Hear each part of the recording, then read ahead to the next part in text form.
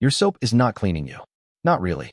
It is stripping the protective layer off your skin, killing some of the bacteria your body actually needs, and leaving you dependent on a product that has only existed for a tiny fraction of human history. For hundreds of thousands of years before it, humans managed without it, and perhaps far better than we assume. Sure, lice existed. Tooth problems existed. But the ancient world may not have been nearly as filthy as we imagine. Here is what they actually did.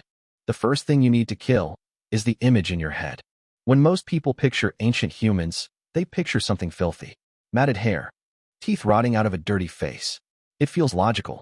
No soap, no shower, obviously dirty. But the real story is something else. Their teeth, in many cases, show less decay than modern humans.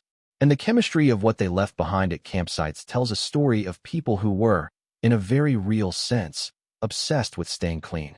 The question is how? The answer starts with something so simple it sounds like a joke. Sand. Actual river sand, coarse and wet, grabbed by the handful and scrubbed across the body. When you rub coarse sand against skin, it physically strips away the top layer. Dead cells, oils, bacteria, all of it. This is called mechanical exfoliation.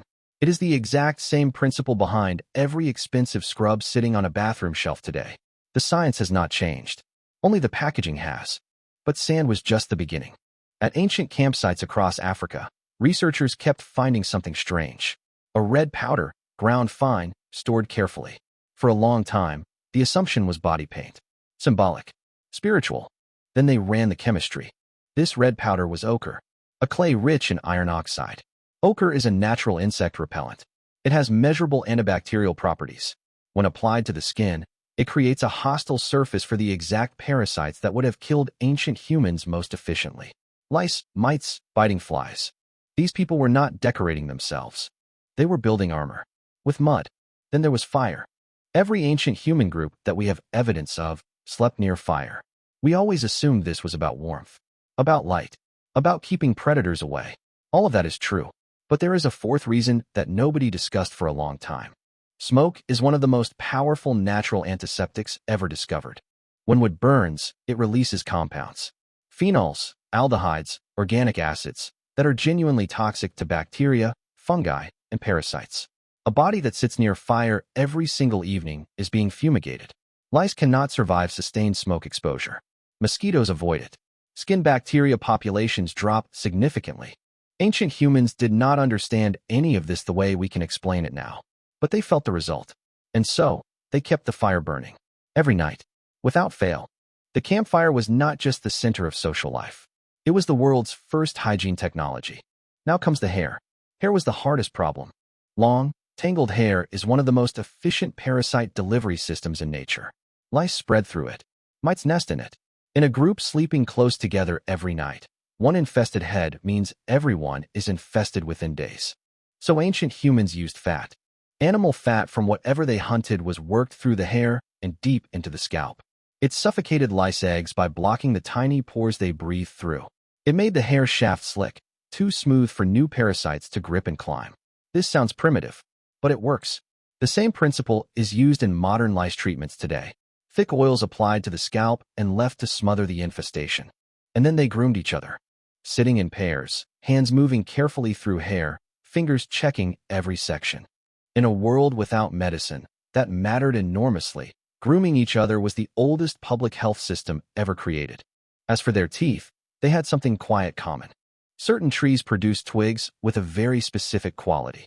When you chew the end of one, it frays into a brush. And the sap that releases as you chew contains natural compounds like silica, sodium bicarbonate, antibacterial resins that clean tooth surfaces and kill the bacteria responsible for gum disease. These are called chew sticks. They are still used across parts of Africa, the Middle East, and South Asia today. The neem tree twig has been used this way for thousands of years, and modern studies confirm it has genuine antibacterial properties against oral pathogens. Your ancestors were not guessing. They had figured it out. And then there was odor. Ancient humans were not walking around smelling like a modern locker room, and the reason is more interesting than you think. The ochre on their skin and the smoke from their fire were already neutralizing a large part of it. But the real secret was their diet. Hunter-gatherers ate no processed food, no refined sugar, nothing artificial. Modern research shows that diet directly controls body odor at a chemical level. They did not need deodorant. Their food was doing that job for them. And the last tool was the one they never even had to think about. Sunlight. Hunter-gatherers lived outside, skin exposed, moving through open light every single day. Ultraviolet radiation from the sun kills bacteria and fungi on the surface of skin. It is so effective that UV light is used in modern hospitals to sterilize surgical equipment. Ancient humans were receiving a full daily dose of it simply by existing in the world they lived in. And yet today, we are told to fear the sun. But ancient humans were not getting destroyed by it. Their skin adapted to it over generations. The ozone layer was thicker, and life was simply shorter. Modern fear of the sun comes from a modern problem. We live indoors, lose our adaptation, then step outside and get flooded all at once. The sun did not change. Our relationship with it did. They were not doing this consciously, but their bodies were getting cleaned by it. So here's what the science actually tells us. Ancient humans had a complete hygiene system. Sand for scrubbing, ochre for protection, smoke for fumigation, fat and grooming for parasites, chew sticks for teeth, sunlight for everything else. Not one of those things came from a factory. Not one required a label. Yet, every single one of them worked.